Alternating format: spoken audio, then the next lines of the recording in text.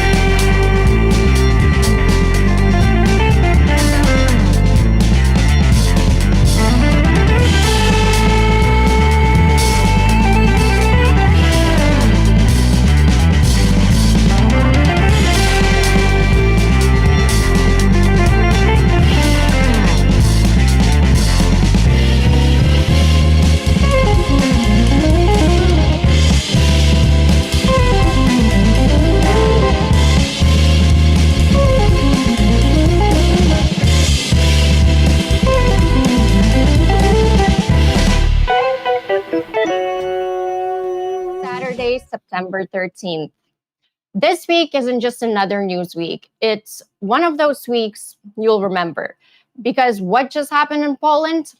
That's not a headline. That's history breaking through the door. Russian drones crossed into NATO airspace. Poland fired back. Meanwhile, the world's pretending this isn't the moment Ukraine has been warning about. We're not on the edge of World War III anymore. We're in it. While America is distracted, tearing itself apart over culture wars, Putin is escalating, hitting civilians, hitting borders, and daring the West to blink first. This is why we're here, to look history in the eye and call it what it is. To stop pretending neutrality is moral, to stop letting propaganda set narrative of our future.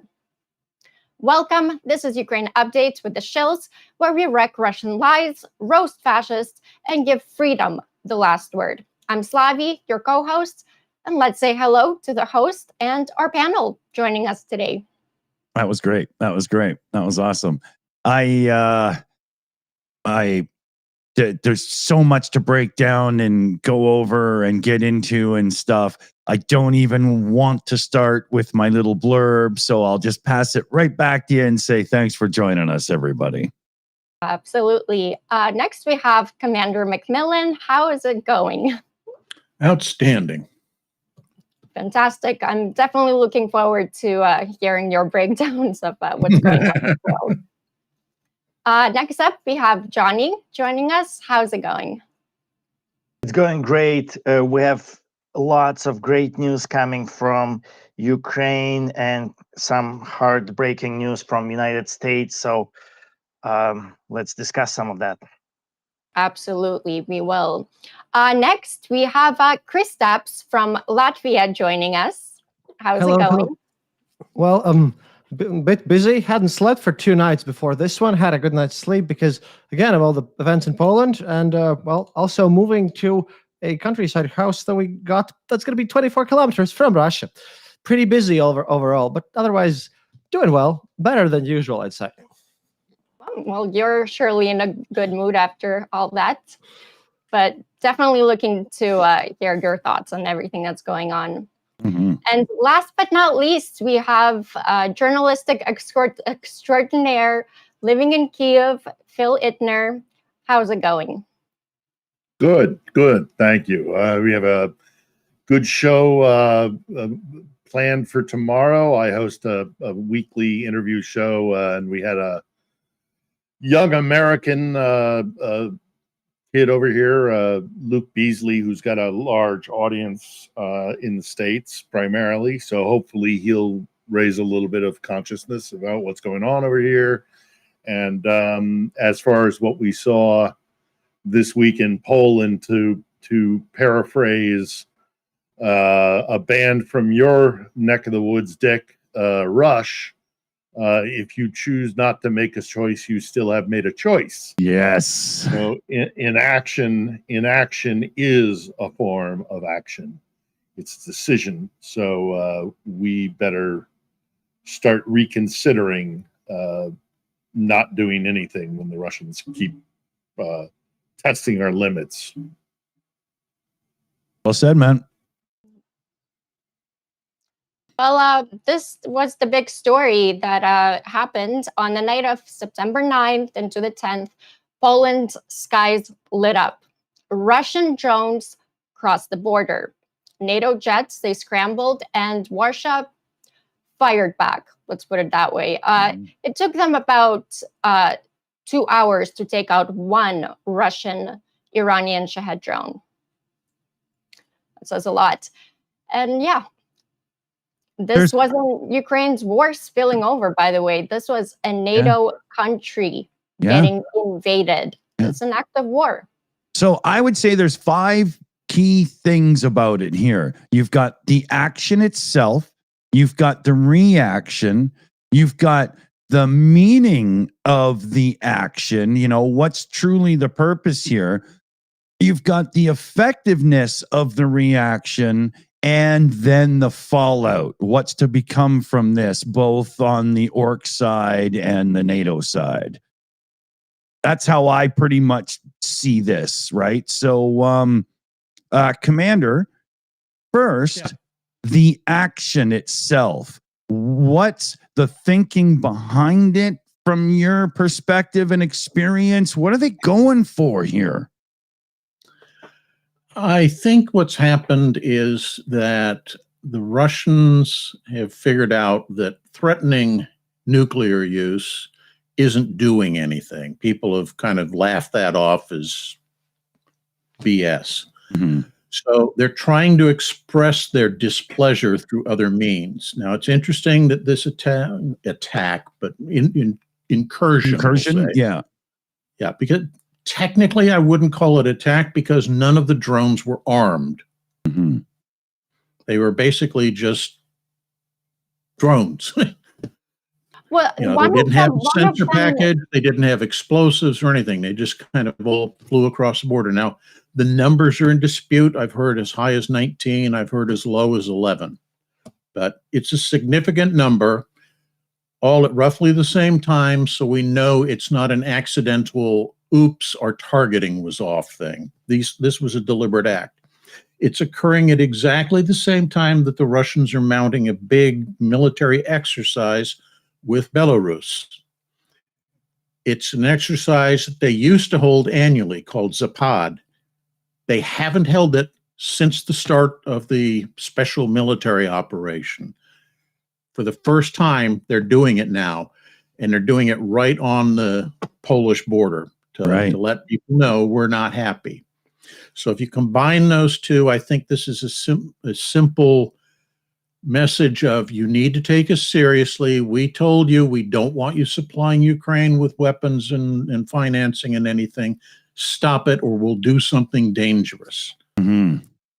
So they launched these at Poland between Polish ground-based air defenses and NATO aircraft in the air.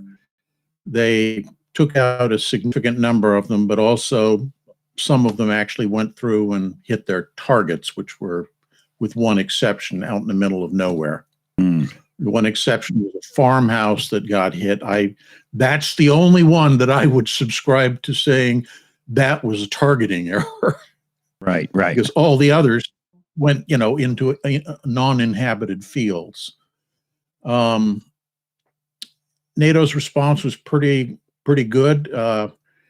Soon as they were detected, they scrambled aircraft. So you have Danish F-35s and Polish F-16s shot down. Again, the numbers are vague. I would say between 3 to 8 of them were down by air defenses, depending on which source you trust. It's a part I want to get to coming up was, from my understanding, the kill rate isn't what it should have been. No, it wasn't. To a large extent, I would subscribe that to the fact that unlike Polish air defenses, or excuse me, Ukrainian air defenses, which are on alert 24/7 because attacks are very common, the NATO slant Polish air defenses were probably on a low state of alert, and they didn't detect them until later in the attack, which is when they responded and took out a bunch of them. I think that means that inevitably there are going to be Polish soldiers in Ukraine very, very soon, being trained directly by Ukrainians. I think that is a darn near inevitability, which Moscow, of course, will performatively freak out about because of their history with the Poles and NATO presence and all that kind of lip flapping and saber rattling. Phil, do you think at all that could be the opening of the floodgates that gets other people more talking about boots on ground and Well, yeah, I don't know. I mean, there's also been discussion of setting up a no-fly zone corridor with, I think it was 25 kilometers on either side of the Polish Belarusian border. The Poles have already shut down the border, of course. So how do you reinforce a no-fly zone? You're going to have direct NATO involvement and air defenses that are going to have to be postured to protect that stretch of Ukrainian airspace, which of course also Moscow will scream bloody murder about. But and for the Ukrainians, it will actually provide them a nice little stretch of territory where they can put some of their kit and feel relatively safe about it. Does it also mean that, like, Macron, 8 months ago, floated the idea of providing French support for like border control and logistics and things like that. So would Polish trainers coming into Ukraine initiate or free up Macron to follow through with that kind of concept? I don't know. I think that would be. That's a hard call to make. Yeah. But look, Moscow's going to scream bloody murder about no matter what. Yeah. They're going to. It's just what they do. So, but I do think this is a sea change moment. Yeah. One thing I won't say contradict, but kind of disagree with is I think Poland would be a little reticent about committing troops inside Ukraine. And the reason being is that if those troops are there and they start getting killed, then they can't really invoke Article 5 because it's not an attack on their home territory. So they have to think about that really carefully. I think. But I do know that Warsaw has already floated this idea of sending them here, because I know there's the training center, which the name of it escapes me at the moment. There's a training center in southeastern Poland where people have been going. But obviously, it's just going to be better to be here. So I don't know. I know. I take your point, though. Perhaps you wanted in on that? Yeah, I think more realistic idea is that they will send their troops. I don't really think it's going to be in combat positions, though. I think what's going to happen is that they are going to send in the troops and do all the rear guard actions. I don't think they'll see active combat, but they'll do things that allow that free up forces for Ukrainians. Say, guarding supply bases, stuff like that. But things that are needed to be done in the rear. Thus, not being directly directly involved in bloodshed, with much less risk of them dying, because again, Article 5, all these nuances, like you mentioned, I think they'll do all the boring stuff that armies do, thus freeing more Ukrainians to go and fight. That's how I perceive Right, this is more like the scenario. That's a very slippery slope, as the U.S. learned in Vietnam. You start out with, we're just having some training mission stuff. And then the people who are doing the training start getting attacked. So now we have to put in bases to protect the trainers, and then those bases, and eventually you get committed to a full war. So it's a very dangerous escalatory position to be in. Yeah, but we've reached the point in history where dangerous escalatory options is the only one that A, works, and the only option that B, we actually have if we want for something to happen or change, really. Yeah, there are no safe options remaining, really. If safe options that are nice, I get your point. I'm just saying that it's dangerous. I agree, it's but something that needs to be considered before they decide that they're going to send troops into Ukraine proper. Obviously, but about all this stuff, I want to talk about.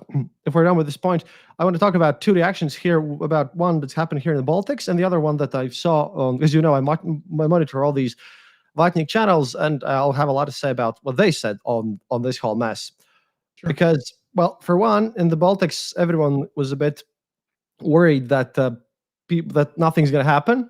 The biggest worry in our press is that we're very much looking at Western Europe, especially, about how they are going to react to this, because everyone here basically thinks, and analysts and media, that if there is no concrete, if the reaction to this stops at just expressing concern, then Russia's just gonna move onwards. We already closed our eastern, we closed airspace on our eastern border where I live, basically, where my house is. It is in that area, and Estonia did that too today. So we're very worried, and we're making our own plans in case of whatever.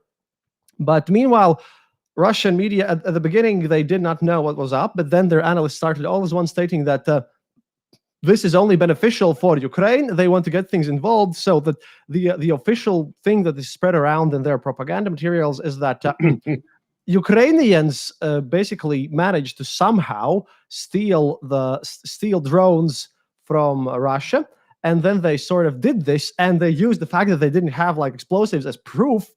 But then there's also theories that it was actually Polish people who smuggled these drones in, and then they sort of send them in. At the beginning, they said there were no drones at all, because they were like, yeah, right. Basically, they were in typical fascist fashion. They were like, yeah, how could fascist fashion? That was fucking good. The thing is that they believe at the same time that everyone in the West is super weak. However, their argument was that surely if we would send in drones into NATO territory, they would be all beaten down instantly. It's like at the same time all this happens.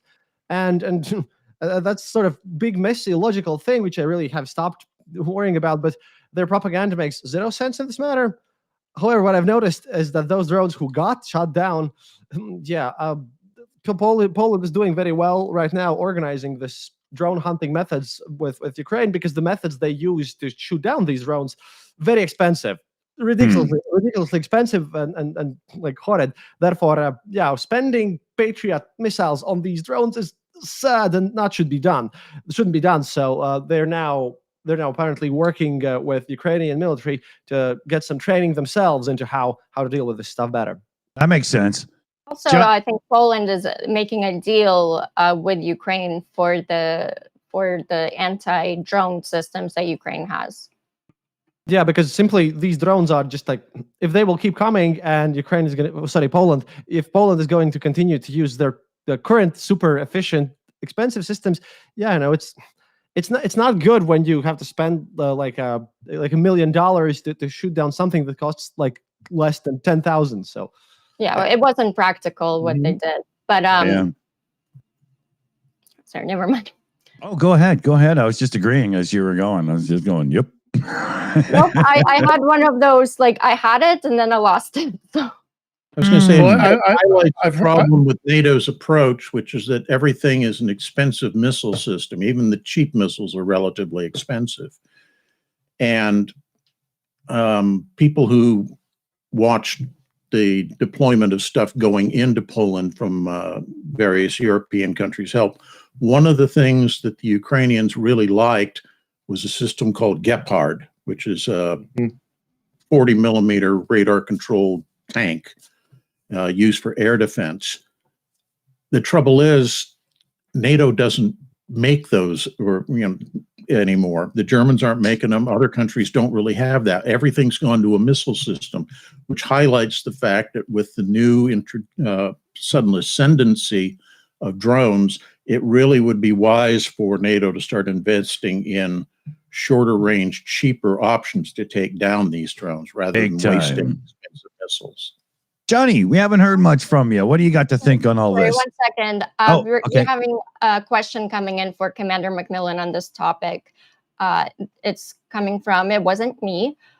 It's asking if NATO polls were on a low alarm status, isn't the fact that they spent so much more money on shooting down cheap Russian drones alarming in itself? Thank you. Yeah. As I said, this highlights the deficiency within NATO's air defense program. So I think they're going to have to start thinking outside the box. Part of the problem is that NATO has been at peace for a significant long period. So the business side of things has gotten very, just like it is in the US, gotten pretty heavy on influencing what the acquisition process focuses on. Raise the prices. Buying a 40 millimeter anti-aircraft gun as opposed to buying a anti-air missile, that's cheap. This is expensive. We'd prefer you spend lots of money to help shore up our economy. Exactly. So Mr. to Johnny. my understanding, yes, to my understanding, this operation that Russia has done, obviously deliberately, despite what Donald Trump is saying, it's a daring operation because first thing that comes to mind is NATO may invoke Article 5, or Poland may send some troops to Ukraine, and that would be like a really bad thing for Russia because they can barely handle what's happening on the battlefront in Ukraine right now. They're really scrambling to contain Ukraine. Ukraine is doing wonderfully. I think what Russians have done is they knew exactly what kind of reaction is going to happen in the West and in NATO. They knew that NATO was not going to invoke Article 5, and they were correct, so it seems. They knew that Poland, I think it's correct that Poland is not going to send troops to Ukraine. I think the biggest thing they were trying to accomplish, and it's working, they were trying to get Poland busy with their own defense, and so that they would send less aid to Ukraine. They already done that with Baltic countries. I think Kristaps can back me up on that. But what they've done is at the beginning of war and throughout the war, the Baltic countries have been the biggest supporters of Ukraine.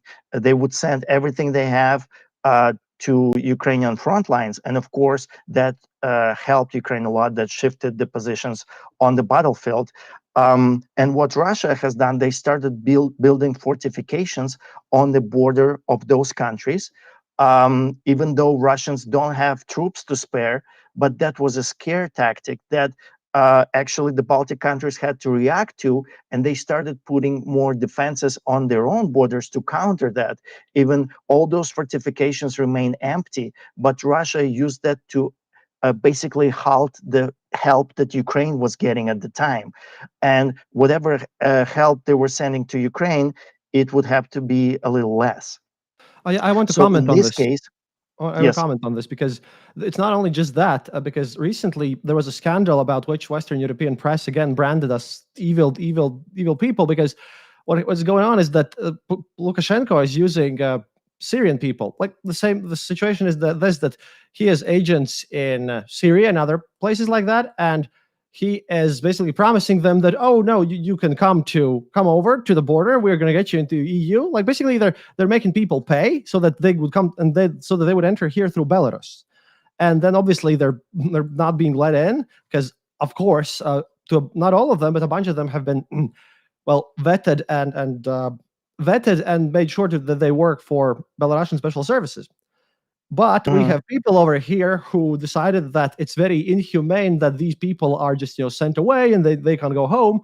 So a couple of days ago, I think a lady who was organizing this, as she calls it, Help for Syrian Refugees campaign, actually got criminally charged, and she was convicted to 200 hours of public service just for this, because she had literally she had helped smuggle these people in here using illegal border crossings and messing with the work of our already stressed out border guards.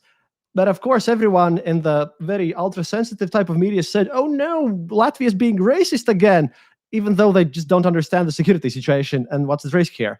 So yeah, the whole situation with us being pestered about this and having our own problems here, yeah, it's pretty rough. And it doesn't really help that every time, you turn on the news, well, I would enjoy seeing my little country in the news more often, but lately it's been a bit too much and a bit in a context that I don't really like.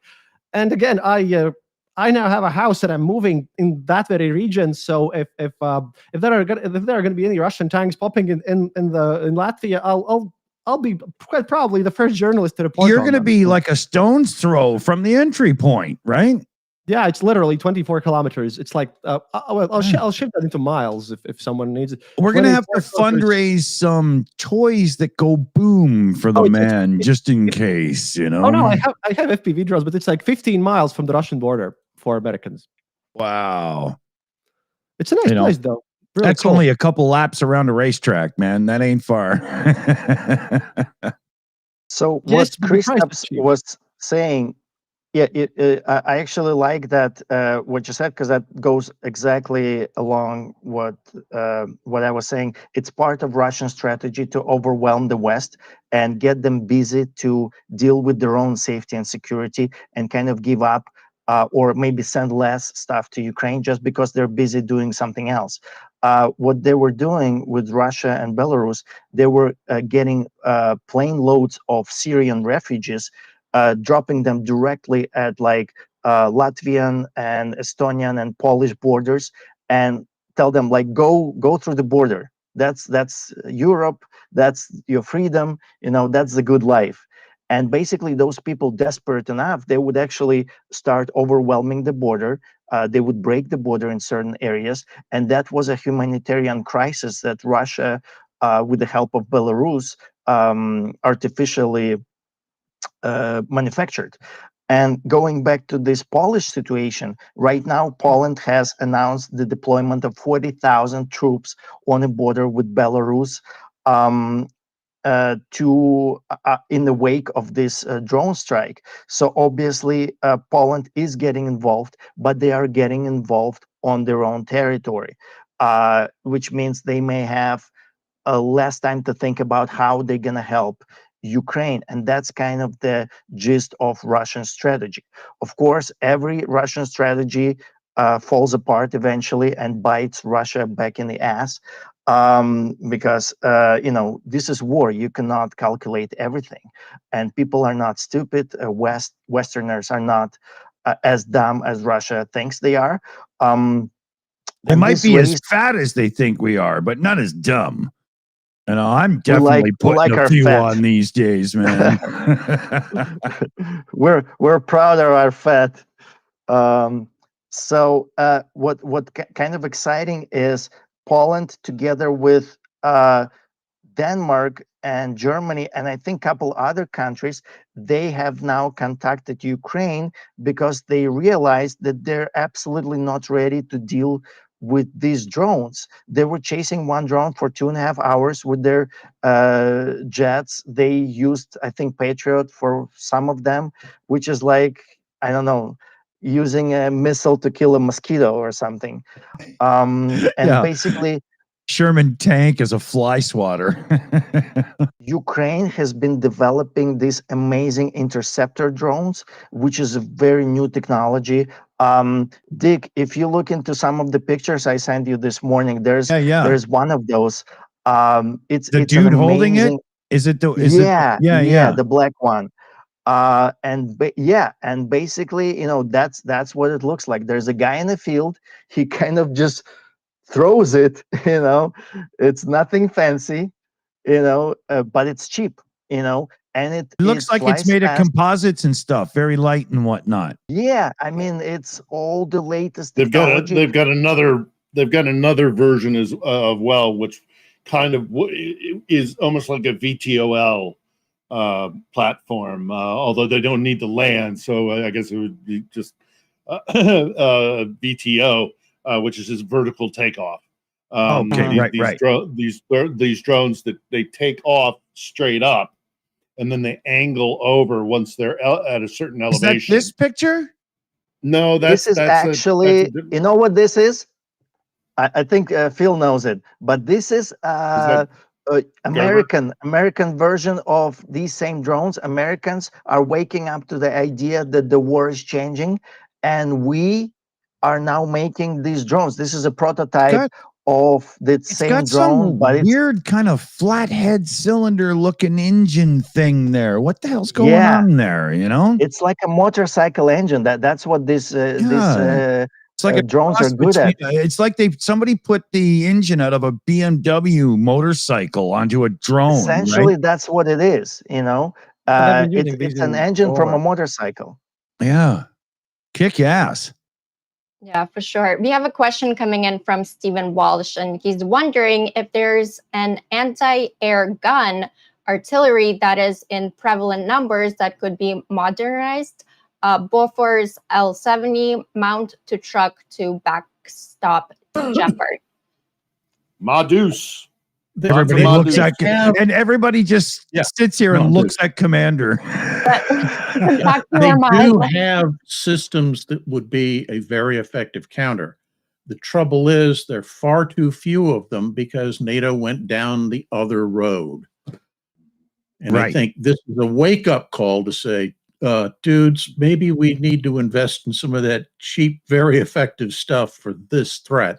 Yeah. Instead of wasting $250,000 missiles to shoot down a $10,000 drone. We're only live for 32 minutes so far, and that topic's already come up a couple of times. So obviously there's a thread of truth in there that's like rope. Well, living here in Kiev, I can't tell you how many sleepless nights I've had where it's just throwing lead up into the air. It's just mass amounts of lead getting thrown up. Commander, you mentioned the Gepard. I'm not joking about the M2, the Browning. I've seen these guys, these Ukrainians. Go back to fielding the quad 50s that they did in World War II.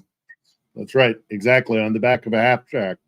That's literally, I've seen the Ukrainians jury rig these 4 M2 Browning 50 caliber machine guns, and again, living here in Kiev, and not just here in Kiev, but also when you get closer to the front, there are nights when it's just the amount of lead that's being thrown up into the air and that's what you need to do with these things. It's like a cowboy wedding, man. Just there you go.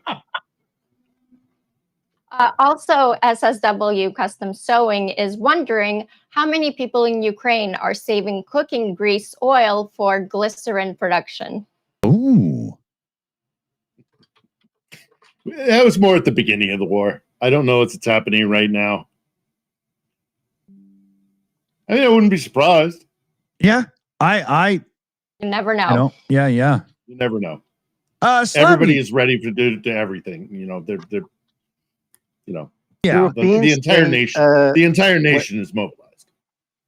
When Europeans approach their safety, it's brought up like the NATO, and in the peaceful times, especially like before the full-scale invasion, they produce these amazing technologies like tanks and stuff, and rockets and missiles. But Europeans think on a 4-year election cycle. You bring up something beautiful, marvelous, something that works really, really well, but you make like 5-10 pieces of it. You show NATO, listen, okay, we're still at the forefront of invention. We're still the greatest military threat. And Russia is counting on that. They understand, okay, they may have like the Leopard tanks, right? But there's only like what, 300 of them. We have 20,000 of like these old tanks, which we're just gonna overwhelm, which are cheap, you know, and NATO's is expensive and limited numbers. And this war is exposing that. Yeah, one of the things that Ukraine has shown is that the older tanks, like the Leopard 1s, not the Leopard 2A, 5s or 6s or whatever, the Leopard 1s, those are very effective on the battlefield. And everybody laughs about the fact that the Russians are bringing old T-62s and even T-54s out of retirement and putting them on the front. But let's be honest, for some uses, those are great. For supporting an infantry attack, they're very effective. Right. So, you know, maybe you need that cheaper option instead of always going for the high end. And T-55, for those who don't know, T-55 is from the 50s. That's how the numbers work. So that's what they're using in modern war. The Ukrainians are rolling around in M113s, and they love them. They love them, by the way. Every Ukrainian soldier I've spoken to who rides in the back of an M113, which I think is a nightmare's proposal. Yeah. You want to get a spinal fracture, get in the back of an M113 and roll around for a few hours. But the important thing is they're these little armored pillboxes that they can maneuver to a position strategically, and then when the battlefield lines change or when they need to move assets, that's what is that? That's late 50s, early 60s technology, right, for the Ukrainians. But we have a stockpile of them, and they're not really going to be missed. I would love to see more Bradleys over here. Bradleys are great. I mean, amazing machine. The Bradley is I owe my life to a Bradley. I was in combat in Baghdad in a Bradley. We got hit 7 times with an RPG, and I'm here to talk about it. So the Bradley is a fantastic piece of kit. Yeah, there are enough incidents of the Bradley taking on T-72s and winning to let you know how effective that is. Yep. Great. 25 Mike, baby. And I think they're kind of cheap to make, and United States has like thousands of them, right? Well, no, it's not cheap to make, and they don't have a huge excess of them. And we're not producing them. We're not producing them anymore.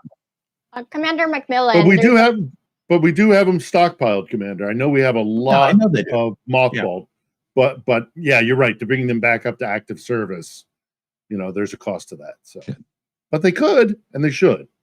Oh, absolutely. Slavy. This is for Commander McMillan. There's a question coming in for you. Do you know, from Sarah, do you know about the Ravens? They seem to be effective against drones and even missiles. Do you know how long they take to produce? My answer to her, I answered that on the chat stream. I said, no, I don't know enough about the Raven system to speak authoritatively. I'm not going to make myself look ignorant here by doing it. I need to do some research. Okay, fair enough. Also, Paul Gilbert is asking, I hear that Russians are now flying their drones higher to avoid marching gunfire. Is this true? I'm looking at. Yeah, I've heard of that technique. I've heard of that technique, that they've adopted to a different technique, and I don't know if anybody has likewise heard this, but they fly at a higher elevation, and then when they get over their target area, they'll nosedive.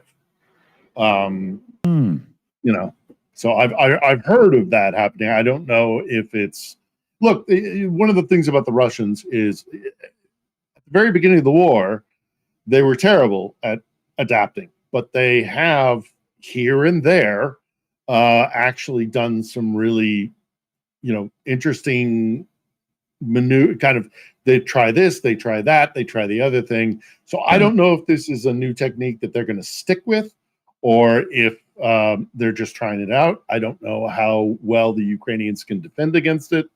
But yeah, I have heard of that technique being. They have an overabundance of arrogance and self-righteousness that leads them into stupid things quite often. But they are a big, massive group of human beings, and there is going to be smart ones in there somewhere, right?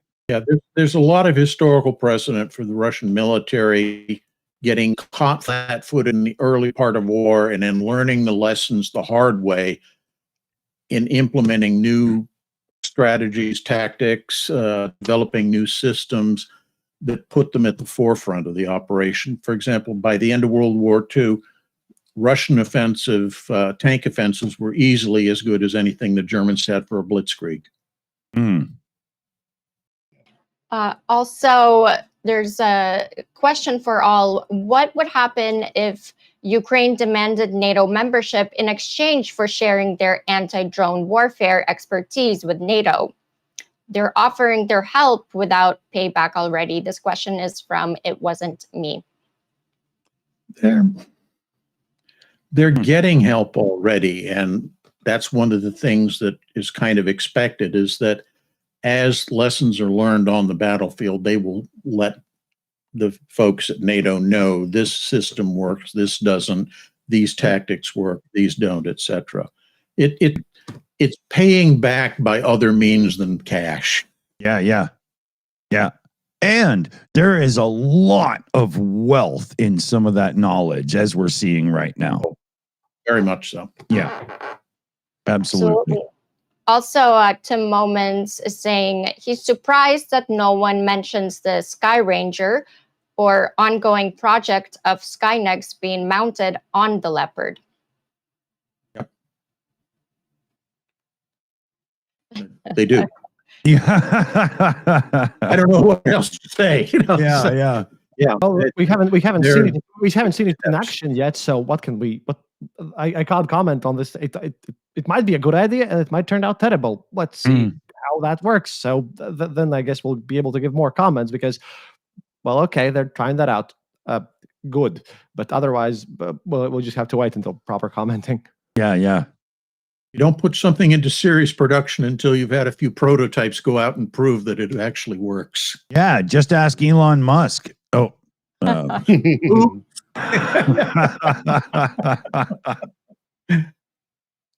have a little bit of some good news. There are gasoline shortages in Russia. At this point, Ukraine has taken out 25% of total Russian oil offline. Ukrainian drones hit Ryazan oil refinery, which is producing 6 million tons of fuel yearly. Ilsky refinery in Krasnodar, which outputs 100,000 barrels per day, which is like one of the smaller ones. And that was the one that was supplying fuel to Crimea. So right now, there are lots of videos and pictures of huge lines of cars trying to buy gasoline in Russia. Russians are finally feeling the effects of this war, which Putin promised it will never come to regular Russians, but it did come to them, and I think that's wonderful news. It's like the American oil crisis of the 70s, except it's just this long line of shitty old Ladas. So and that's in September. And that's in September. Yeah. But that's in September. Think about what it's going to be like in November or December. Yeah. You're going to sit in minus 15-degree weather in your car in some massive lineup to get petrol. Phil, wouldn't it go further than that? Wouldn't there be quite a few more rural and out there areas where fuel is actually part of heating and stuff, and it's going to affect all supplies and So these lines are happening in Moscow area, so they're feeling it, and that should never happen. And if it's happening in Moscow, think about what it's happening in Irkutsk. Yeah, exactly. Right. Yeah. And they have a limit on how much they can fill up their car as well. rationing. Yeah, I've heard another that, you thing- know, you stay in this huge line and then you have a limit of 10 liters per car or per person or something. So if you have two people in the car, maybe 20 liters, but 10 liters, that's 2.5 gallons. That's all you get after like probably spending as much just standing in that line, which is wonderful. And think about more to do. think about these villages and everything out in the far east, where you have basically your little village, and then there's nothing Yeah. for hundreds of kilometers until there's another, little village. And supporting that network of it's why they rely on railways so much. Those people are fucked. Those people are going to be in real trouble. And then also to follow up on what Johnny was pointing out there about the various attacks that have happened. Recently, what was it, 2 days ago? Maybe not even 48 hours, maybe 36 hours ago, they hit Primorsk. Ukrainians hit Primorsk. And Primorsk is an oil refinery connected to a port. It's oil refinery and a container station for a port on the Baltic Sea. Yeah. And it Which is one supports their efforts there and everything, right? Right. So, It is one of the and a couple tankers, apparently. They're heavy tankers, which were docked at Primorsk at the time, were at least damaged to some degree. Primorsk is particularly interesting to me because it's one of their few year-round open warm water ports. I mean, they have Arkhangelsk and Murmansk in the north, which a corridor never fully freezes, but it's very limited in transportation. Now, the Baltic Sea has become a NATO lake with the ascension of Finland and Sweden, right? So that the international lane, which currently the Russians can sneak out of the Baltic and go out into the Atlantic in these corridors of international waters. But if Finland or Sweden or any other NATO nation wanted to shut down those shipping lanes, they could do it like that tomorrow. But for now, for now, it's one of their only ways that they're supporting their shadow fleet, which is how they're getting around sanctions. And if Primorsk really gets hit to the extent of being inoperable, it's gonna only get worse for them. So I don't think we should overlook that massive strike on Primorsk. Ukraine also hit a ship, Novorossiysk, as well. Yeah, I think that's the one that. No, you're right. That's a different one. Okay, Sorry. and it's one of Russia's spy ships, and it's near Novorossiysk, but they turned it into fish food pretty much. Smashed its bridge, knocked out its eyes, and sent a very clear message. Mr. D, you have a picture of that Primorsk station that was hit that Phil was talking about. Let me just go through here. And if I may tag on and say, what the I'm sorry, wrong button. That, right? I just sent it to you just a second ago. Okay. Something that fits hand in glove with this is the fact that the Russian central bank has again lowered interest rates to try to shore up the economy. So and this is like the third or fourth time since panic move. Yes. I spoke exactly about this with Igor Lipsitz. Now he's no longer Russian. He's in Lithuania. Yeah. And he's Israeli. Spoke with him about the situation, and he explained that Russia really needs to get rubles exchange rate up again. They need to make rubles stronger, but as they overdid it with like pushing it down for a while. They need a weak ruble now. Sorry, but they pushed it up too strongly. So now there's going to be issues in economics no matter what for Russia. They cannot really fix anything. It's out there, and that's going to cause massive issues for them quite in quite near future. That is the general consensus among a lot of economists from this region that I've spoken to. So right now, whatever they do right now with their exchange rate, Yeah, that's not going to help much. And I'll have a bit more news from the very weird scandal that's happening on there on the Zedvatnik side, which hurts their volunteer aid, but that's later. I just wanted to add that about Russians lacking things that in Donetsk, where they have issues with water, not only with gasoline, water situation in Donetsk has turned even worse because that keeps getting worse. Currently, the situation is that Denis Pushilin, the local governor, runs a gang of people who, when they get their water delivery once every 3 days for like a couple of hours, they take a huge canister, fill up their water, and don't let people fill it up, and then they sell it in plastic bottles in stores for like 8,000% like mega markup.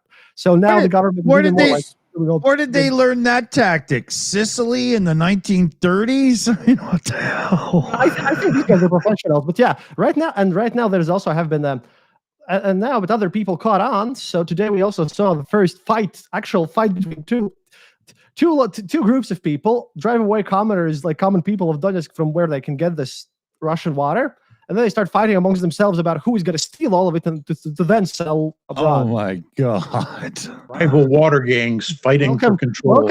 The water war began to have the water wars. That's when you know that the war is worth fighting. Also, put this in perspective, Donetsk was the richest city of Ukraine. That's what Russia has exploited at the beginning of the war. They were kind of saying the same messages they're saying about California right now. You know, if we secede from United States, we're the richest state, you know, we're gonna do just fine. You know, that's what they were telling to Donetsk people. Donetsk people in 2012, 2 years before the Russian invasion, they were having Shakira concert, Rihanna concert. They had a Euro soccer brand new airport championship, brand new airport, which is completely destroyed right now. And now they're fighting for water. That's what Russian liberation in action looks like. I also water at all. It's every 3 days they get like dirty water, and the water that runs, it's blue. Yeah. I want to follow up on what Johnny had said earlier there about one of the problems. I lived in Moscow in the 90s, and I saw the end of I saw the chaos of the 90s in Russia, and I saw one of the reasons why Putin was brought in was because there was this. It was never explicitly stated, but there was this understanding that Putin would stop the chaos of the 90s. That was like one of his big selling points to rising to power and to quashing civil society and freedom of speech and civil liberties. The agreement was, you let us take care of the political, the oligarchy, the kleptocracy. Don't you worry about that. And in return, you will not have car bombings and assassinations and the rampant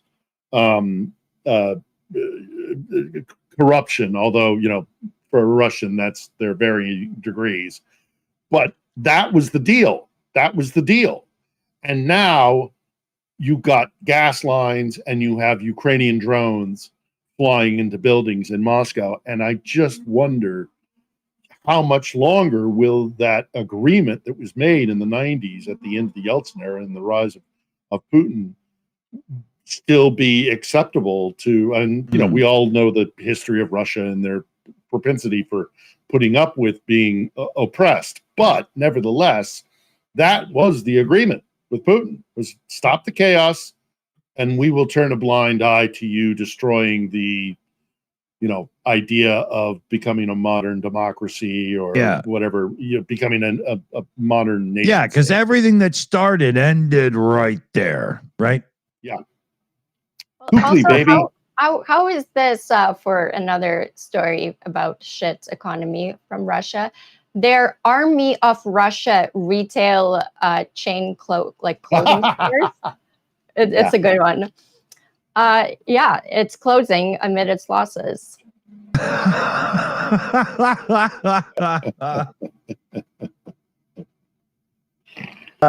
I love that story. Actually, Russia has a huge history of putting up with abuse from their power. It's all they've ever known. Yeah.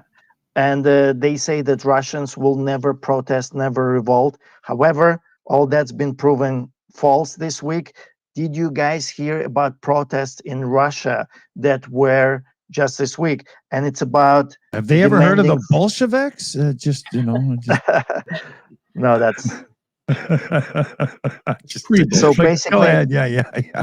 Russians took to the street in very small numbers, very weak, anemic protests, but they happened across many cities in Russia still, demanding freedom of internet. Russia has come up with some new laws recently, and each telephone or smartphone is mandatorily has to be equipped with Max Messenger, which is kind of like Telegram Messenger, but Telegram is not connected to FSB tightly enough. So Max is completely in there. So it doesn't have a back door. It has a back field that everyone's allowed in. You love the advertisement for this because I've been watching this. They run ads for this Max Messenger stating that Max Messenger is completely safe and secure. Your information will be available only to Russian special services. Yep. So what's interesting about this I bet Elon Musk wrote that because he's about to bring that out on X. Oh, for sure. You would love that. So both liberals and communists were present on the streets demanding their rights, which was kind of ironic and funny. Very much so. That's more ironic than anything Alanis Morissette put in the damn song. Yeah. Well, their history is cyclical.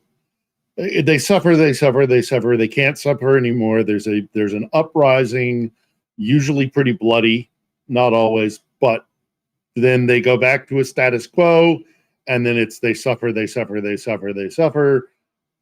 There's some sort of massive, there's some sort of uprising, and back to the status quo. It just repeats itself. Yeah. Rinse and repeat, whether it's the Romanovs or the Soviets or Putin. It's the same thing over and over again. You know what we got to do here? I'm just seeing that we're almost live for an hour and I haven't done one shout out and we've got a couple to do. So let's get caught up on the housekeeping because most important are the shout outs. So first off, let's get everybody caught up on the fact that we do actually have a fundraiser going. We haven't spoke of it yet. Claire's going to kick my ass. I'm sure it's coming soon. I can feel WhatsApp Messenger vibrating with the foot of doom. But we got the Car for Ukraine fundraiser, the autumn harvest here. We'll get the link in the live chat for you. I'm pretty sure it's in the description. If not, I'll get that fixed right away. It's a very important fundraiser. We're partnered up with a couple other channels and people. Not everybody's a YouTube channel doing this stuff. Some are just like Xers or whatever. So, but we're going for a rocket truck this time because I like making things go boom. So donations are so much appreciated. You have no idea. Well, actually, you do because you guys donate all the time because you know how much they're appreciated. So I guess I'm talking out of my, I won't say it. We got Paul Gilbert in with a really great one here. Best crowd in the world. Always a good discussion. Onwards and upwards. You know what? We'll see if we can get the other one to go here too. Can we get that one? Come on, there we go. Yeah, good one, Paul. Thank you, man. We got Super Chat Matt in the chat with an awesome one. Slava Ukraine. Hero Slava, buddy. Good one. Slava. I got Edward Cooley in the chat with a $10 Super Chat. But there's no message. So, Edward, if you want, just tag me in the live chat here. I don't know what it is these days. I'll just put he there. Mr. Dawes, tag me and I'll give you a shout out because a lot of times that happens to people and they're like, oh, shit, I was going to put something in and it screwed me over. And But huge thanks there, Edward. And we got Liam Wakefield on the mod team as well. And it's Remember Pete Foosh. Oh, yeah.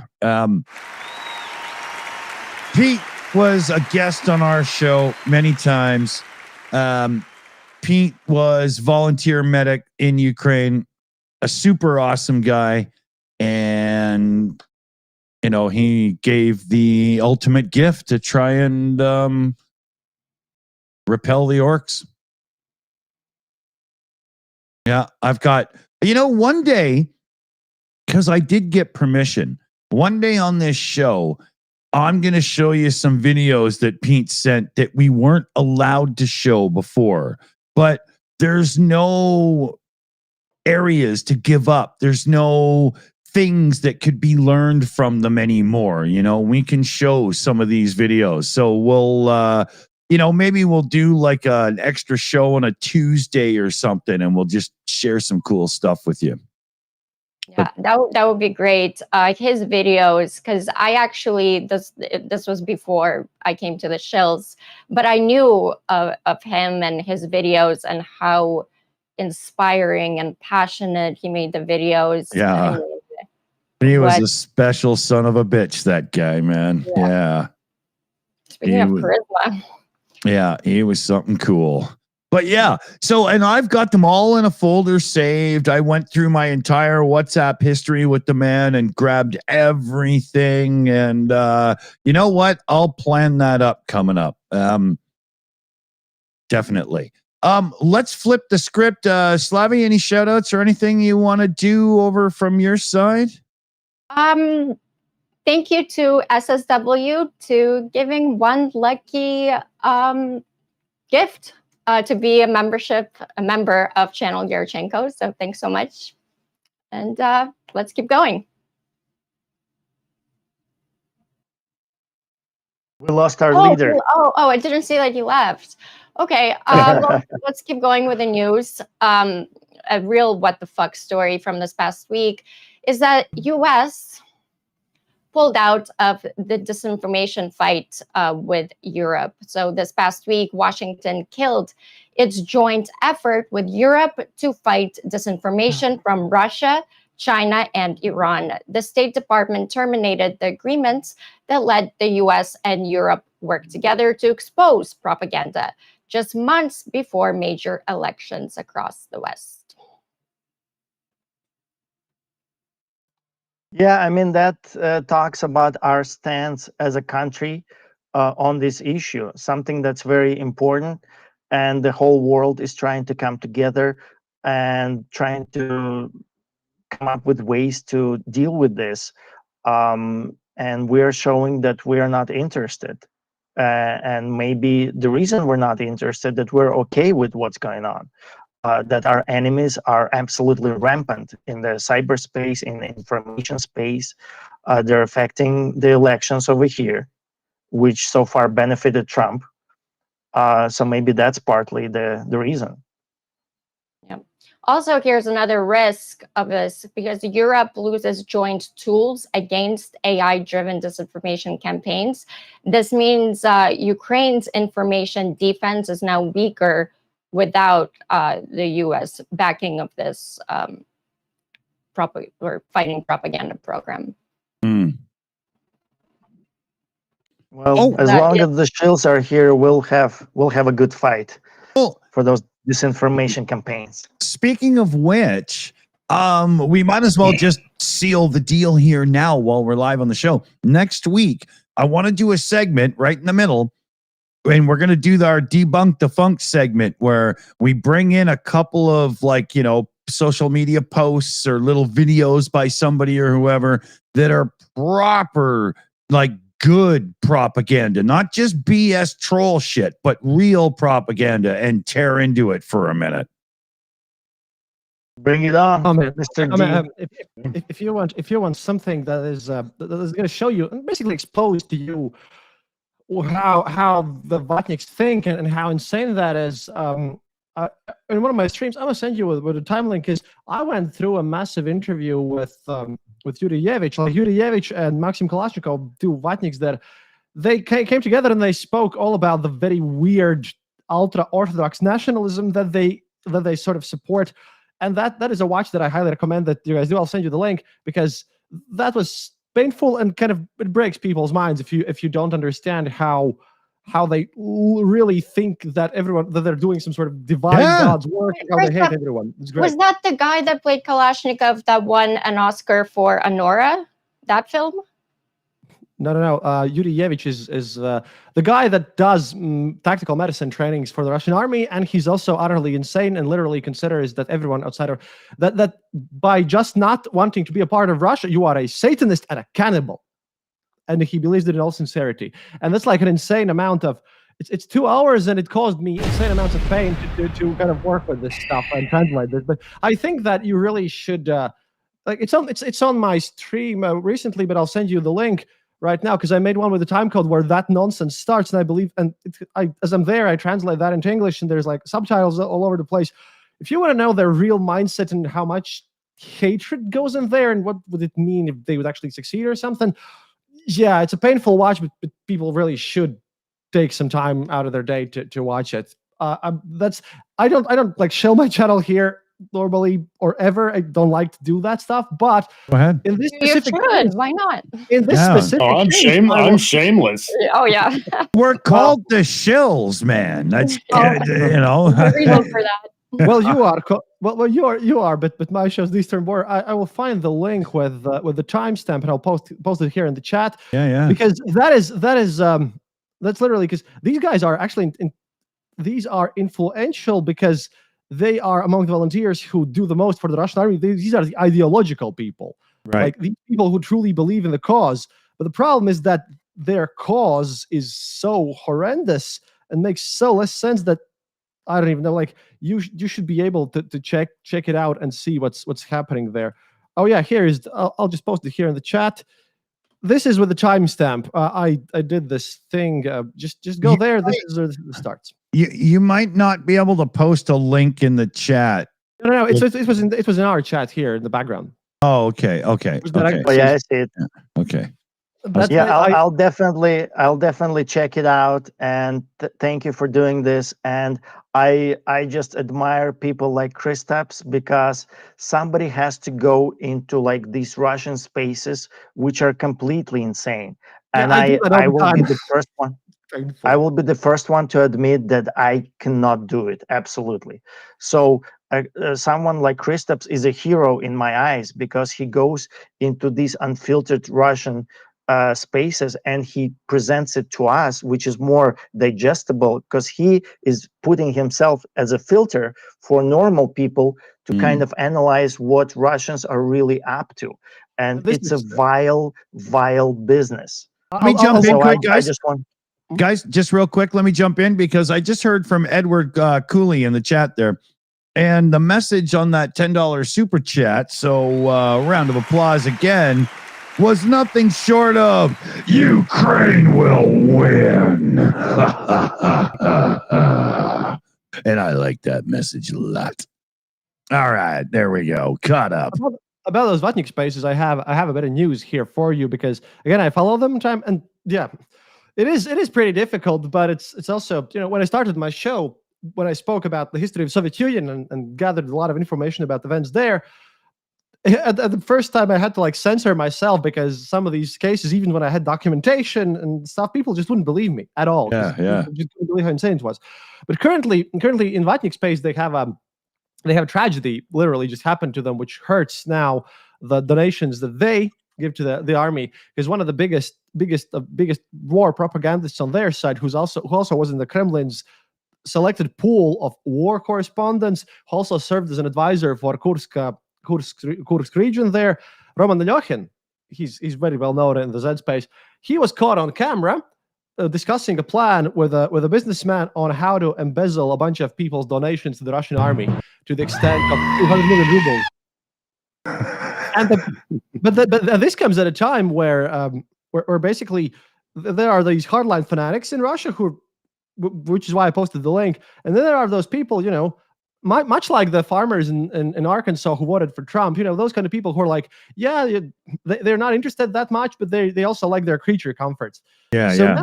now they've gone tired of the war on their side, so donations kind of fall off on Russian side.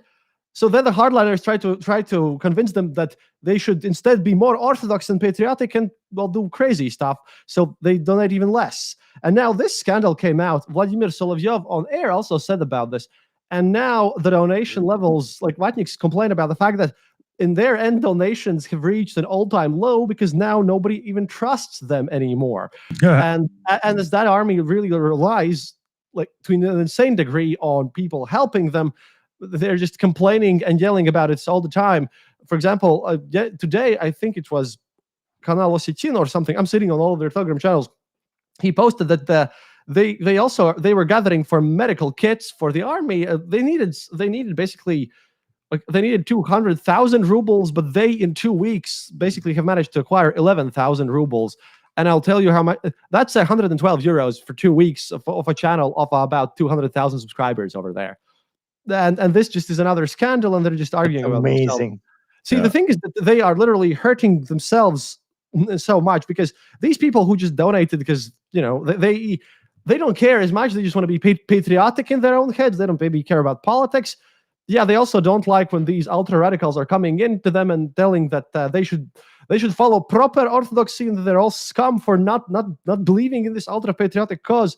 So they have their own internal struggles to the nth degree right now, especially since they always deny everything, because the number one issue in the whole Russian culture is the fact that they cannot admit mistakes, which then, or because then that's considered a massive faux pas over there. But when it's shown straight up in the face, this fact that Roman Alyoshin, who, like, if it was a random guy out of all of the people whom I follow on Telegram, then that would be one thing. But this guy was shown on national television, because he has a personal gripe also with Vladimir Solovyov.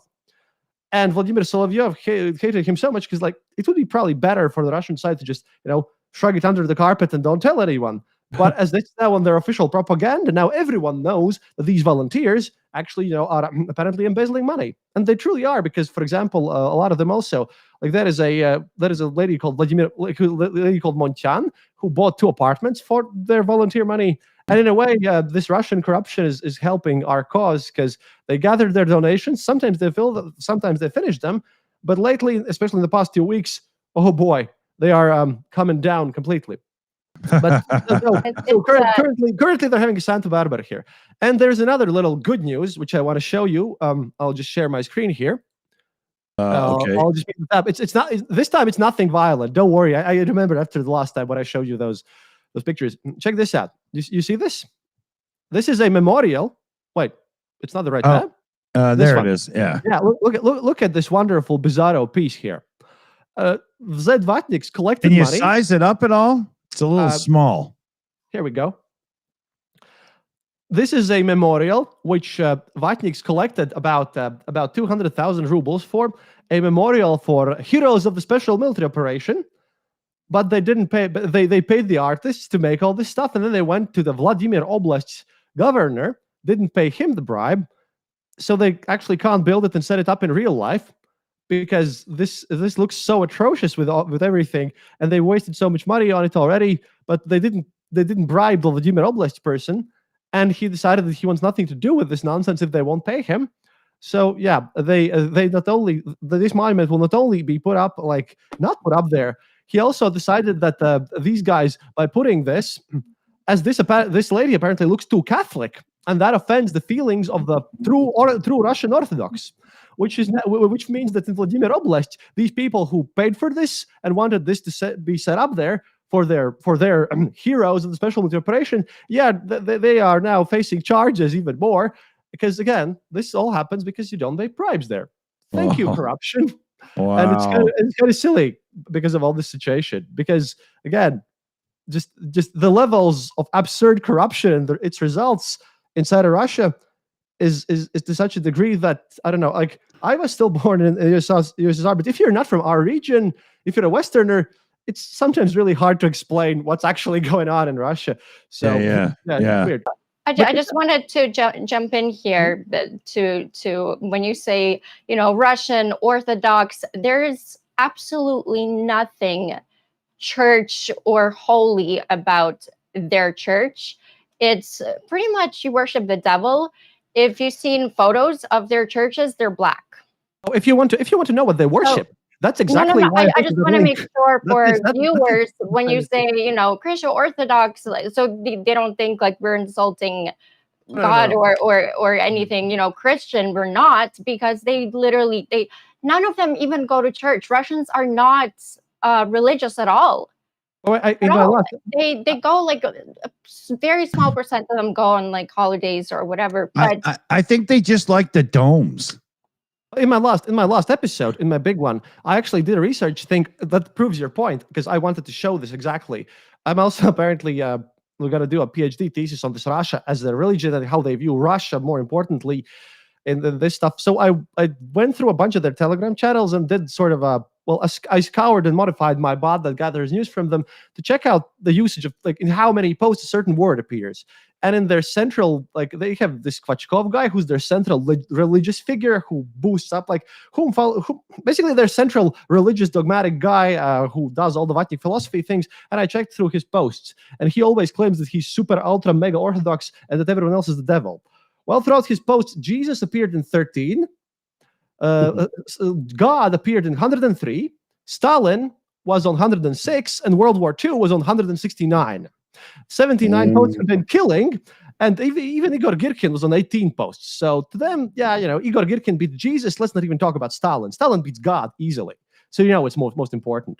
So like their great patriotic war and all this war stuff, that's a central part of their religion. Again, that's been my theme lately, because I am actually doing a proper academic research on this subject. The fact that when they say that they're the third Rome, well, they truly view it in a religious light. That's why they also call everyone who doesn't want to be a part of Russia as the Antichrist and the devil, because to them, the Russia is the divine entity, the promised land, basically. And Jesus, secondary figure behind Stalin. That's what they're talking about. And this thing that I gave you, this link here, it involves a discussion specifically about this, because they use this holiness of Russia and this weird religious aspect in their propaganda. And this is 2 hours explaining why that is totally okay and why is the best thing. And it contains all this massive.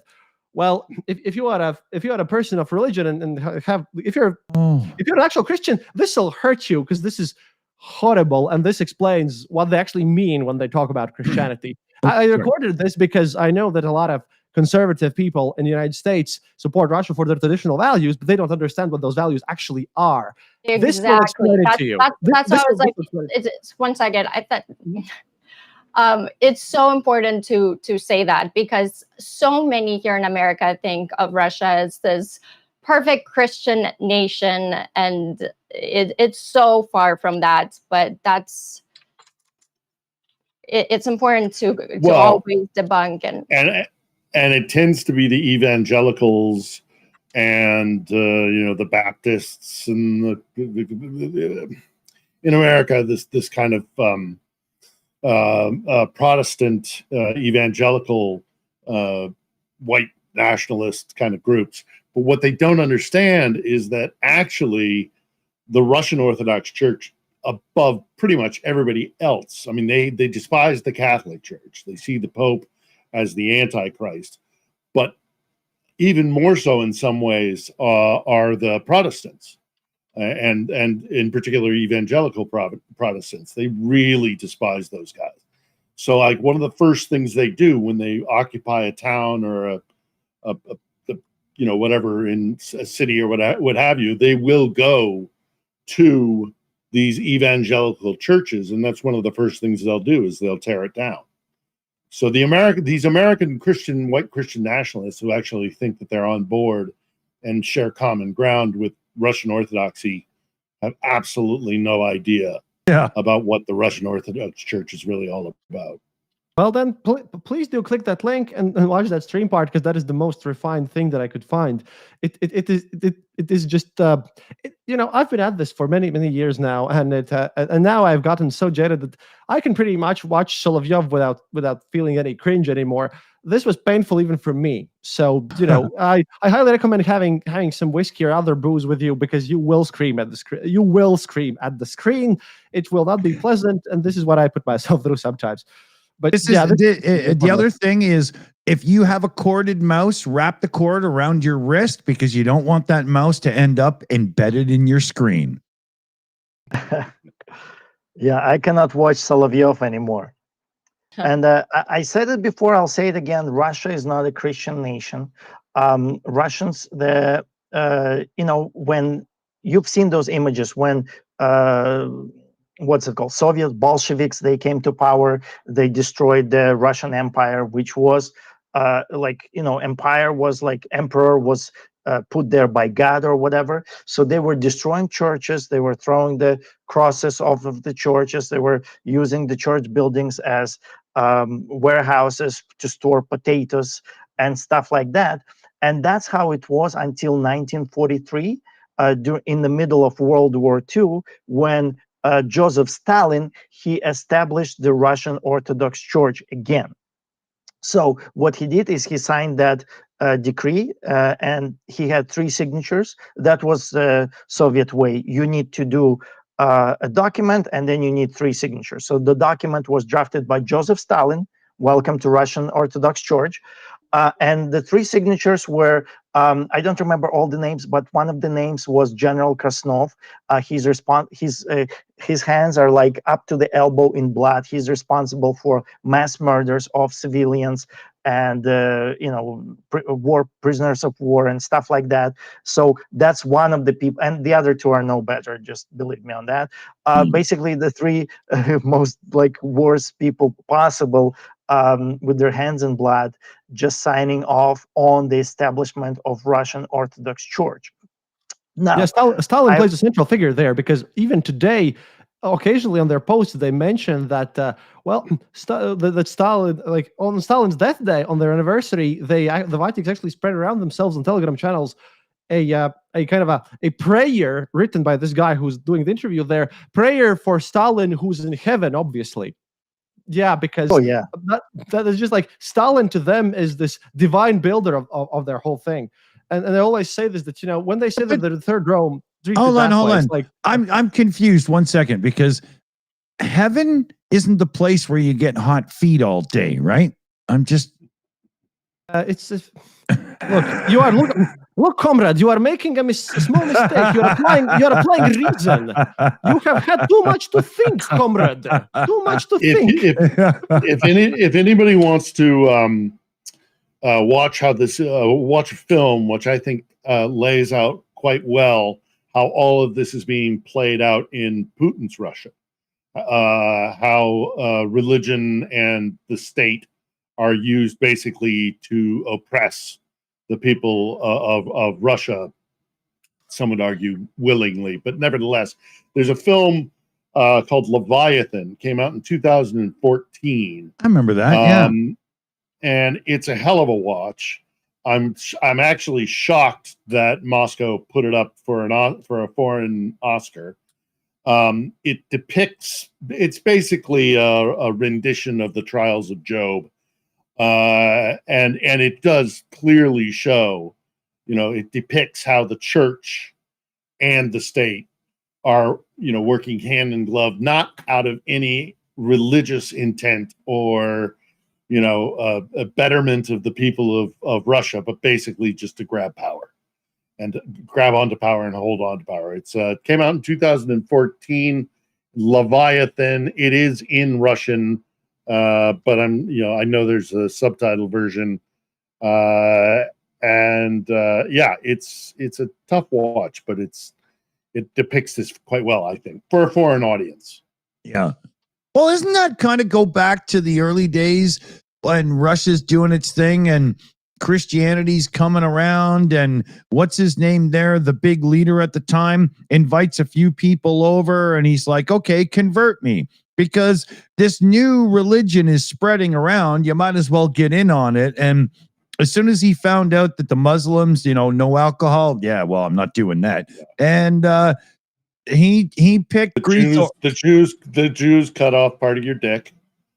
Yeah, exactly. Right. You're thinking of the Campaign. story of Volodymyr. You're thinking of Volodymyr the Great. Yeah. Right. That's and the story of Volodymyr the Great. Yeah, and he chooses Greek Orthodox, which gives the classical architecture of things and so on and whatnot, you see.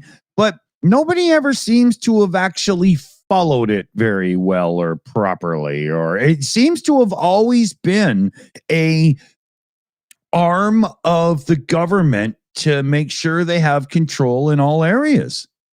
It's a My social favorite, control. one of my favorite, Yeah. one of my favorite painters from the region, and I don't want to get into a debate on who owns him now because he was born outside of Kharkiv. So some say he's a Russian colonist, and others Ukrainians claim him. This guy by the name of Ilya Ripin.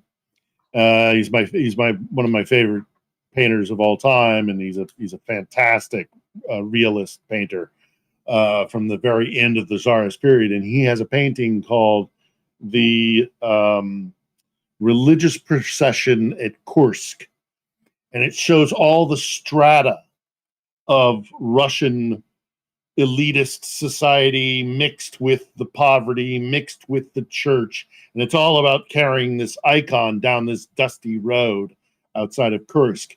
And the military and the kind of hoity-toity are beating the crap out of the like kids and the normal people. Wow. And both the church, the wealthy, and the government depicted in the way of like army officers are just absolutely beating the crap. It's not about religion. It's not about faith. It's about power. Yeah, you probably, by the way, have seen at least one painting of Ilya Repin because he also is the author of the famous Zaporozhian Cossacks Write the Answer to Turkish Sultan painting. My favorite. Yeah, fuck your mother. But I have, by the way, interesting news just literally plopped up on my Telegram bot of Vatnik News, which might be good enough to actually tell you right now because Igor Girkin's buddy, Maxim Kalashnikov, just spread this and now it's spreading around because this comes straight from the Russian front lines to you, comrades. Because he just got the message that I just received. Reports from the front line on the Russian side indicate that due to restrictions on cash withdrawals from bank cards effective September 1, courtesy of Russian Central Bank, our soldiers, which he means Russians obviously, in the combat zone are unable to withdraw their pay. The central bank recommended that banks introduce such restrictions in order to combat fraud so that idiot victims would not rush to cash out their savings and transfer them to telephone scammers. Savings can only now be withdrawn after visiting a bank branch and submitting an application. And here's the comment from this guy. But do bank officials understand that our soldiers will have to travel en masse to the nearest bank branches or to their unit headquarters and make a crowd there with their applications? And what does a gathering of soldiers mean when there are enemy drones in the sky and long-range precision artillery? After all, our frontline soldiers don't just transfer money to their families. They need funds to buy gasoline, drones, and sometimes new cars. In short, they need a lot of things that the Ministry of Defense does not supply or supplies poorly. In a word, the situation the front is dire. The guys are wondering, is this bureaucratic madness or just outright sabotage? Magical. This is literally just plopped in because apparently if you're a soldier out there on the Russian side of the front line, well, you have that pay. Congrats on never being able to actually use it or do anything with it. Yeah. It's actually, this measure was done at the request of some of the Russian soldiers. And because of the corruption that exists in Russia, they had Russian commanders who were blackmailing the soldiers. They would ask them, go and withdraw some money, give it to me, or I'm sending you to the front line tomorrow. So those Russian soldiers. Yep. Yeah.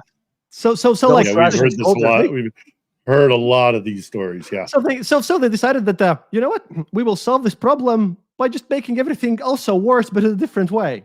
Oh yeah, that's typical. That's typical. Really. There's no good solution, and I applaud Russian ingenuity there. Also, one of top Russians propagandists, Simonyan, she was diagnosed with cancer. Yeah, sadly, trust Let's that jump cancer into that. Sadly, Mr. D, I sent you 4 pictures because I was hoping we were gonna talk about this. This is the best news all week. Chick? There we go. There we go. This freaking face, like Kristaps knows this face. her husband, who is currently in a coma because Ukraine took him out, but he's been in a coma for 9 quite a months. few months. Wow. Okay. So yeah, now it's her too, and I'm just saying, karma is a bitch. Yeah. Is that This her is the too? kind of Yeah, that's That's her too. her. That's her Okay, too. so that's her latest. That's her latest picture. That's where she's describing that she has cancer, and she's receiving a medal. Do you see that? She's receiving a medal for her atrocious work. She's basically painting Ukrainians as non-humans every day. She's a chief editor of RT Networks, Russian television. Right. They're making movies. They're making programming all around the world. The Sputnik, which is a Western arm of this network, is also it's under her command. Her husband is a vile propagandist, as bad as she is, and he was basically to get. She's actually sorry, I'm all over the place, but I'm just so excited about this. She is the author of that phrase that when the war starts, we're gonna conquer Ukraine within 2 days. 2 days. She was the one who was just so just obnoxiously like anytime she brings up looks- anytime She looks like a well-kicked testicle that enjoyed it, you know? that's exactly I have met her 3 times.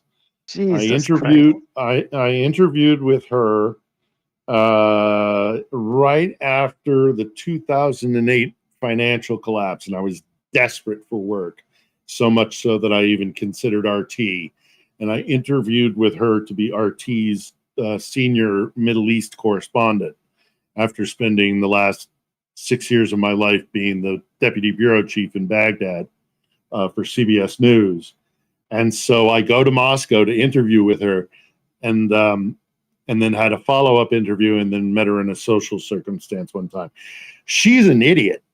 I mean, like, she's dumb. She's like really like stupid. Look at that face. I wasn't expecting distinctly- anything less. Well, her daddy Don't hold daddy back, gave her Bill. the Tell us job. how you really feel. No. I'll tell you why. I'll tell you why. Because I go to Moscow. I have my meeting with her. I have the follow-up meeting with her. And she says to me at one point in the follow-up meeting, what is it with these Sunni and these Shia? What is that all about? I don't understand this difference in Islam. And I just went, you're the head of a news organization, and you can't tell me the difference between Sunni and Shia, And it was just like, well, her daddy gave her the job. Her daddy was a Armenian oligarch, and he, basically when Mikhail Lesin, who was Putin's kind of information warfare guru, stepped down to go make billions in America very sketchily. She was brought in, and she is, just not smart.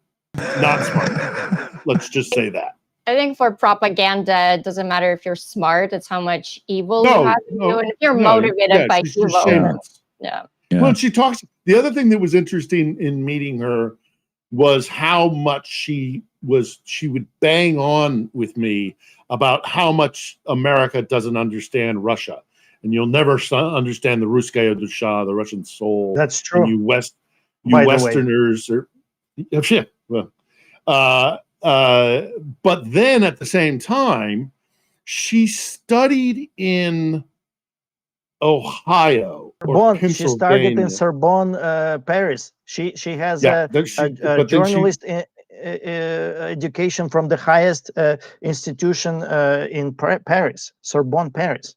She's Western went to trained. high school. Yeah, no, absolutely. And the irony, of course, that she shits on everything Western, but she basically, was raised in the West. She went to, it wasn't college. She went to high school somewhere in frickin' Ohio or Pennsylvania.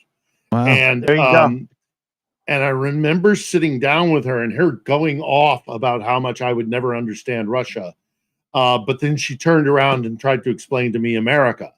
And I was like, you are missing so much about what America is all about, you know, because she had these silly little stories about like not being able to, I was 18 and I couldn't get a drink, or just stupid stuff like that. And kind of like, you know, what it is to be a high schooler in America. As opposed to Soviet Union where you couldn't do anything. Yeah. You know, it's just, she was, I mean, I there's no love lost. And, you know, I don't wish death on anybody, but we're cancer, do your thing. We're I do wish. Sorry, everybody. 1 second here. I'm gonna jump in with this shout out quick here from Elizabeth. Love it, Elizabeth. Thank you so much. There's the hearts. Now I can hit the damn button. Thank you, the Shills, and hey, Phil Ittner. All right, I like that very much. We are like 5 minutes away from me hitting the button because Felix is about to be home.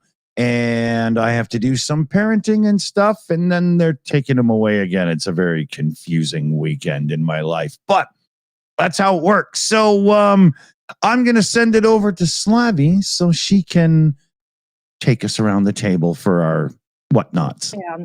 Well, this next conversation is quite tough. And it's the murder of Irina Zarutska that happened on American soil. She was a Ukrainian refugee who was boarding a train in Charlotte. I can't even get through it. It's just so horrible. I'm sure you guys have seen the video that was all over the internet. She got stabbed. No one helped her. Yeah. There were 5, and I'm going to say this because I have eyes. There were 5 Black people around. She was the only white woman. No one helped her. I saw that video. It's the first video was clipped. It wasn't as enraging. The second video, after the whole thing, I cried for hours. I was so enraged. Now, the left here in America is saying, oh, it was mental health problem. This guy was a criminal. He should have been behind bars. And by the way, it does not mean that I'm with the right. It just means I have eyes. And this guy was clearly, he needed to be behind bars. Charlotte's mayor, who's a Democrat, actually asked for sympathy for the murderer. I think this is a gruesome murder, and what happened. It's really hard to watch. I try not to even think about that. And I think everybody is on the same page. We're not going to disagree. And I want to talk about the aftermath and the reaction of and which kind of exposed the culture wars of the United States and what we're going through over here. And I think that that's very important because to my fear, I think the left is doing everything to make sure that Trump is going to stay forever. The way they reacted to this and the way the right and the Trump side were able to exploit it and to come on top and to be the voice of reason in this, which should be so easy for the left to take a hold of it, to be in charge of what's happening, but they were sounding like lunatics, basically. You know, the New York Times reported on this in a light that it's not a tragedy that this happened. It's just it's crazy how the right are exploiting this to amplify their right message or whatever. Like the death is not even doesn't matter, you know. And I think that's fine. You can go ahead and do that, but we have to think about the next election cycle. And the Slavi, when she says, I'm not right, I'm not left, I say the same thing. I'm not a liberal, I'm not a Democrat, I'm Ukrainian. To me, all of you guys and all of us are Americans. When people in the Western world, in Europe, they look at United States, they don't blame Trump. They blame us. We elected Trump. We made sure that Trump is in power, right? It's our fault that he's messing with allies. We're the people. And we've literally got about 40 seconds now to say goodbyes before I have to hit the button. My son's about to be here. I'll just say I don't like the politicization of any of this. It's an anecdotal situation, and to capitalize upon it for political gain should never have happened. Same thing with Charlie Kirk, and I have no doubt in my mind whatsoever that the GRU is exacerbating it. That's my last 2 cents.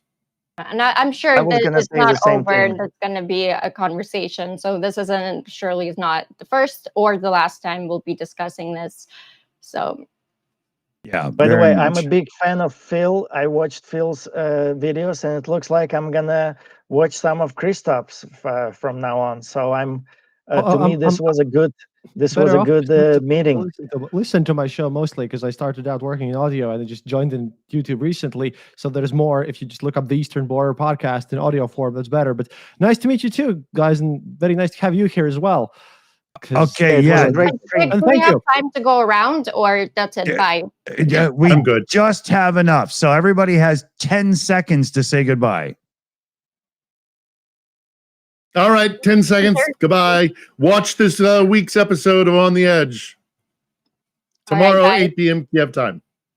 Yes. Yes, please watch it. Guys, thank you so much for everyone, the mods, the background team, the panel, and all your incredible work to each one of you. Thank you. And just keep supporting Ukraine. I'm not going to do my ending, which I was really excited for today, but since we have to go, I do want to say, please just keep being brave, be loud, be relentless, and God bless the world. May we come out on the other side prosperous and victorious with a just and lasting peace. And to Ukraine, thank you for being the bravest nation on earth. So be brave like Ukraine. Slava Ukraini. Slava Ukraine. Героям слава. Well said, everybody. Thanks for joining us, everybody. Huge thanks to the team, and we'll see you soon.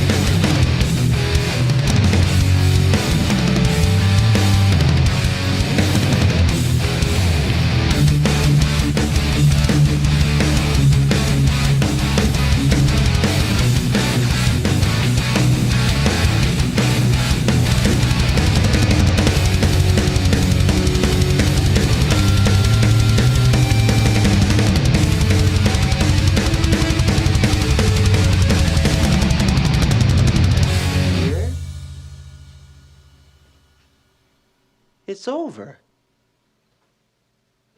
Go home.